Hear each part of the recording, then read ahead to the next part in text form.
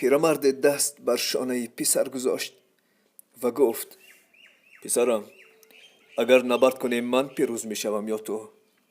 پسر جواب داد: من پیروز می شوم. پدر نوباورانه دوباره سوال را تکرار کرد، ولی باز هم همان جواب را شنید.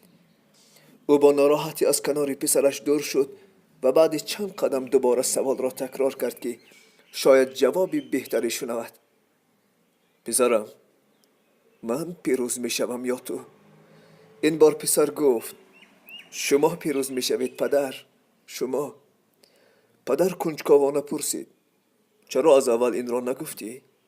پسر گفت: تا وقتی که دست شما بالای شانه من بود عالم را حریف بودم، ولی اکنون که دستتان را از شانه ام گرفتید غیرتم را با خود بردید. پدران را احتیاط کنید، آنها که یک تا احتیاط کنید.